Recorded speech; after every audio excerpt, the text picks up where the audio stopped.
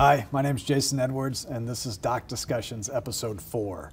I'm with renowned OBGYN, Dr. Daniel Wagner. One of the things that you've told me in the past is that your father was an orthopedic surgeon. Is that right? He is. Yeah, it was. He was. Yeah. And so he had to have been part of the reason that you got into medicine, I would assume. Is that accurate? So yeah, strong influence. I mean, he would come home exhausted, but had a great day at work, and would just get up and lather, rinse, repeat. Would go back and do the same thing day in and day out, and he just loved it. Interestingly enough, I've got an older brother who's an OBGYN also. So neither of us went into orthopedics, which my father had done. And so he thought he'd done something wrong, But I always tell people they're very, very similar. In orthopedics, which my father was, someone comes in with a broken hip and you fix them and you take care of the family and you take care of them for years. And it's a lot like what we do in gynecology. I see somebody for years and years, I deliver their babies, I get them, through menopause, I take care of them for years, and it's wonderful. So we have that same long-term bond in it, and they're very, very similar. Believe it or not, if I wasn't a radiation oncologist, I've often thought I would be an OB-GYN. Yeah. Because you have that same long-term relationship with the patient, and you know them, you know their children, and that's a nice perk to have. I mean, if you like people, it's a good profession to go in, and there's plenty of breadth. I mean, OB-GYN it is a huge span, whether you're doing cancer surgeries or you're delivering babies or preconception stuff, and so it's a giant field, and I think it's fascinating. Is there an area where is your practice, is it specialized in one area, or do you have kind of a general approach? I still do general, and so it's probably 50-50 GYN and OB. Okay. I'm smirking because the last patient I saw before coming down here, she's about 38 weeks pregnant, and I delivered her 25 years ago from her mother. And so she's going to be the 20th patient that I've delivered who I delivered from the mother. And so by definition, that's making me old. But that's that whole longitudinal span. But and that's what I really, really enjoy. But no, it's a great mix because it's gynecology and obstetrics, and it's office and it's hospital based. You do surgeries, and like the orthopedics, if they've got a problem with gynecology, you fix it, you make them better, and it's very happy, and it's a great specialty. Yeah, and you guys do a lot of surgery typically. I mean there are some people who specialize and don't do that, but there's plenty of surgery in your training and then in your practice too. Yes, yeah. And it's nice I think to be in the OR some and be in the clinic some. I think it gives you longevity through your career. Is that what it's giving me? Yeah. That's why you're low mileage, Dan. Even though you've delivered what, a couple thousand babies? Several thousand. Yeah, we think it's just over 4, short of 5. Okay. Yeah. Yes. And so and counting, right? No, I'm not keeping track. I should have, but it's too hard to go back now. Very good. And so, what was it initially, do you think, that pushed you into OB-GYN? It really was the continuity in care with the patients. And I was thinking surgery first. Yeah. And so the fact that it was a surgical subspecialty and I could get into the OR and do surgery, and then the long continuity of care. So that's what really attracted me. Truly, as I was going through medical school, I had the older brother who was the OBGYN, and I thought he was crazy. And he's like, "Oh, wait till you see." And when I couldn't decide what to do, he was the one who said, "Well, where'd you have the most fun?" I'm like, "Oh, I had a ball on OBGYN." He's like, "I told you." And so a couple more rotations that 4th year of medical school kind of solidified it. Yeah.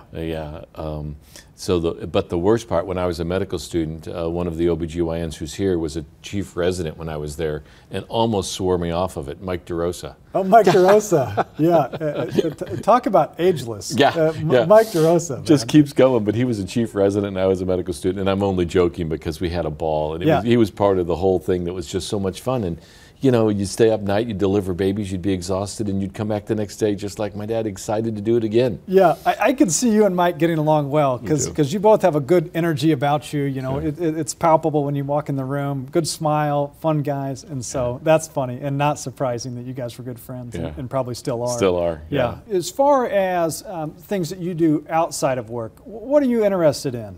Well, for fun things, I love fishing. I'm a big fly fisherman. Is that right? Yes, and it's fun. And gotten into like tying my own flies to fish with. Okay. And my children used to, my wife would say, "Where's Dad?" And the kids would say, "He's downstairs making bugs." And I'd be tying flies and then going fishing, and that's really relaxing, very peaceful. And and so not necessarily, I do have some trout fishing, but a lot of it's just on a farm pond and plunking away and catching bluegill left and right. I've pulled some big fish out of farm ponds. Yeah. I mean that can be a honey hole, as they say in the fishing biz. You're right. And so I've done a fair amount of fishing in my day. And I talked to a guy once, and he said, "Well, what kind of fisherman are you?" And he kind of had this like snooty vibe to him, and I knew where he was going. I knew he was going to say, "Well, I'm a fly fisherman." And so I asked him, I said, "Well, where do you go fishing at?" And he goes, "Rockbridge." And you know, Rockbridge is if you don't know, shoot them in a pond. It's like shooting fish in a barrel.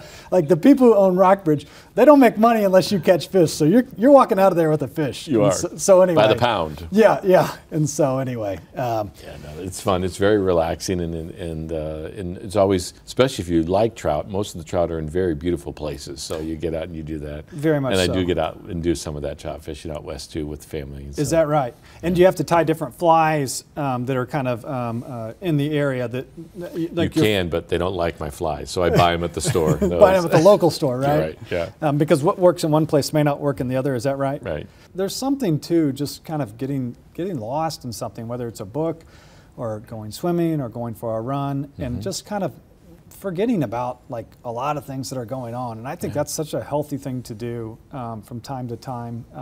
And before I use the word meditative, but it's important just to kind of like let things go and have your domain where you can go and just kind of reset and get your mind right. And so when you're dealing with some high stress situation the next day, you know, you're dialed in.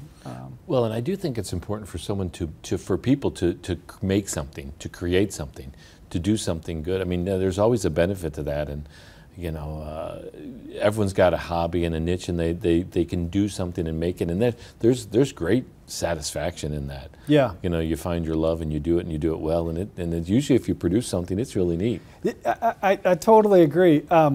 When I was a kid, I would like go and like mow people's yards for like, you know, $7 a pop, which has to be a deal these days. I was going to say, are you available?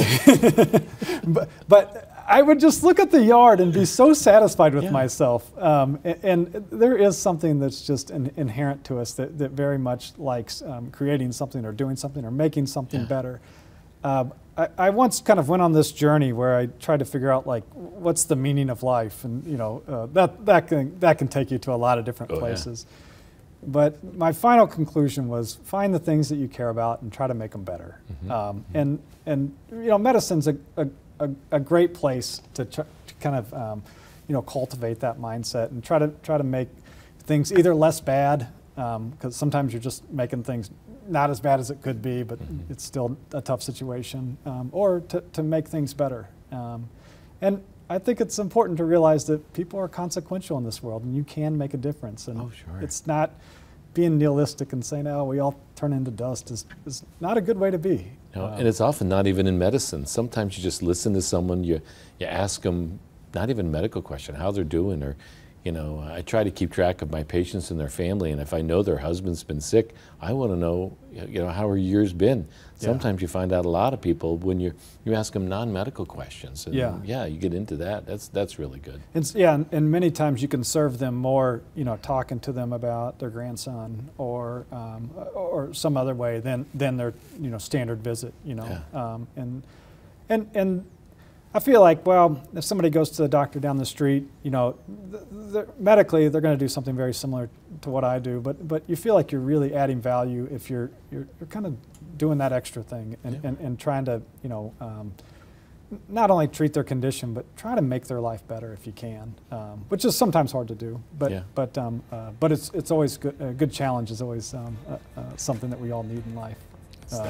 Well, Dan, thanks so much. I always enjoy talking to you, and I appreciate your time. And thanks for coming on. You're welcome. Coming in for the talk.